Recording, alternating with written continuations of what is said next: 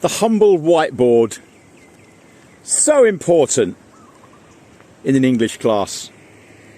What you write, how you write, where you write is super important. Let me give you some context and some tips. Now, when I walk into a class for the first time, or even after the first time, you'll always notice on the whiteboard that someone has written the date. Usually a teacher or a student has jumped on a chair and written it on the board. Now there's two ways to think about this. Is it a bit out of order, rubbing off the student's work? Yeah, could be an argument for that. However, I think it's how you do it. What I used to do in my classroom is when I walked into the classroom, I wouldn't engage with the students because that's not good classroom management. I'd put my bag down, pick up the whiteboard rubber, and I would rub the date off. And the students are like, oh. They looked a bit shocked. What's he doing?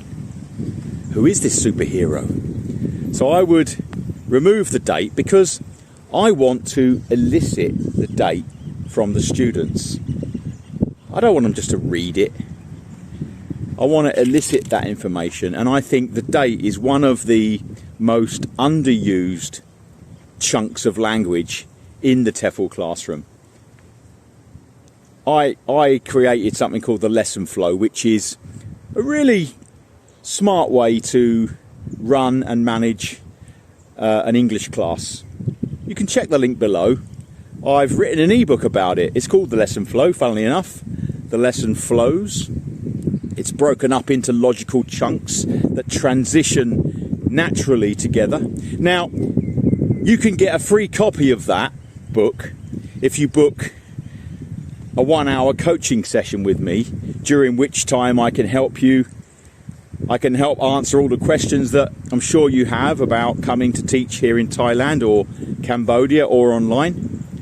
If you're already teaching but you're struggling, I can help you with classroom management, teaching strategies, ideas, games, how to conduct a class effectively and successfully. I've been here in Thailand for 22 years, teaching, recruiting and training teachers.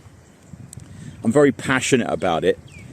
And this channel is designed to help new aspiring teachers, even experienced teachers. We can have an idea sharing session. What a lovely day today, yeah? It's a beautiful day in paradise and I'm very blessed. You can be too. But check the link. I also build plug and play lesson plans. I've created 22 PowerPoint lessons which follow the lesson flow. And they're really effective, and I absolutely assure you they will make you a rock star in your classroom. All the hard work's been done for you. You can get all 22 PowerPoints in one download for just $39. There's a lot of love and a lot of work that's gone into those. All the animations are done. You literally have to just look at the material and decide how you're going to teach it. I've already created the what. You just decide on how to teach it. But if you follow the lesson flow, if you read my book, it works in unison with my materials, and I think you'll find it really useful, and it will help you a great deal in your classroom, your classrooms. So there you go. Back to the whiteboard, yeah? So I rub off the date and I elicit the date from the students. I could get a student to rewrite it, if that is the case, or I just write it myself and I would make sure that they spell it. I never give my students the answer to anything. I always try to elicit the information from them and get it onto the board that way. So once the date's on the board, you've also got to consider where you write the rest of the information. You've got this big, clean, white space. And one of the things I've noticed new teachers do when they aren't very experienced is they go into the class and they'll get their pen and they'll say, hello students, my name's Dave. And they'll write in really quickly in cursive, Dave, big full stop, looks bloody awful, and within 5 minutes he's got to rub it off because he needs that space to do his lesson. So look, where could you write your name? Think about it. How about in the top left hand corner, once you've presented yourself and perhaps given them a chance to spell your name just for fun, write it in the top left hand corner. If you're the homeroom teacher or you're regularly seeing the students in this class, it could stay there, right? Teacher Dave. I always make a joke with my kids. You know, my name is Teacher Gary, first name Teacher, last name Gary, because familiarity breeds contempt, right? And in Asia, teachers are held in very high regard, and you never want to be called Gary or Gaz or Gaza. You've got to have teacher, and inevitably they call you teacher, right? They just say teacher, teacher, teacher, yeah? Which is fine. So, dates there, right at the top, in the middle. My name's on the left-hand side, top left corner. Now, I always set up teams in my classrooms. My speaking and listening classes are run and managed by a process of teams and reward. So on the top right hand corner I'll have the team names, and then I've got the reward that I'm giving them for good work, and of course I can threaten to take it away too. I don't usually have to do that because the value to the students is such that if you put your hand over the reward that they've gained, be it dollars, pounds, vegetables, fruits, stars, whatever it is, you watch them manage themselves, and that's the ideal scenario. You've got a reward system that helps to manage behaviour, but it's also a reward system that's there in the top right hand side, which acts as a kind of mathematics class. So while they're learning fruits, transport at the restaurant, around the town, they're also adding up their score, their reward, their points, their dollars, their pounds. I used to like doing different currencies for my college students because I thought that would be really useful for them. And if you're rewarding with like 2s and 3s and 5s, yeah, it becomes quite a challenge for them. I thought I was being followed then. I could see something behind me, but it's a tree stump. I'm just so paranoid these days. You're disturbing me. It's a gorgeous day. I haven't got my microphone today because there's literally no wind. So I hope it's not noisy, Rob, if you're listening. So, yeah, date at the top, in the middle, elicited from the students, rubbed it off at the start.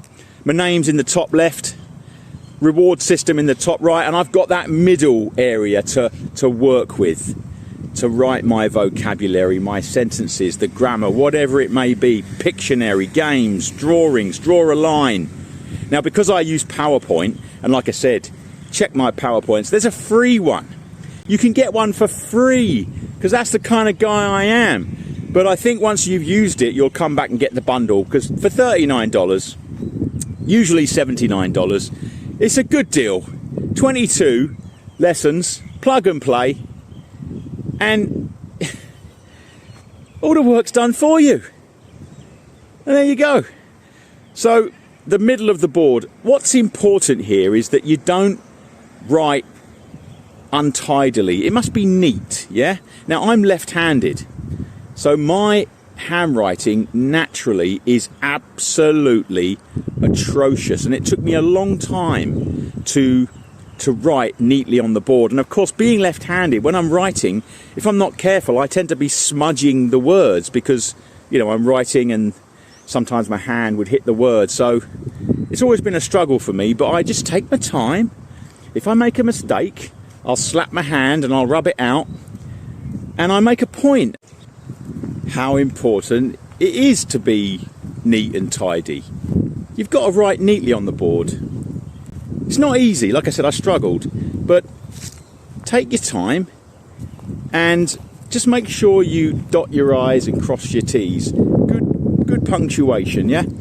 Sometimes you can leave things off and the students can point out, teacher, no full stop. You can make a game of it as well.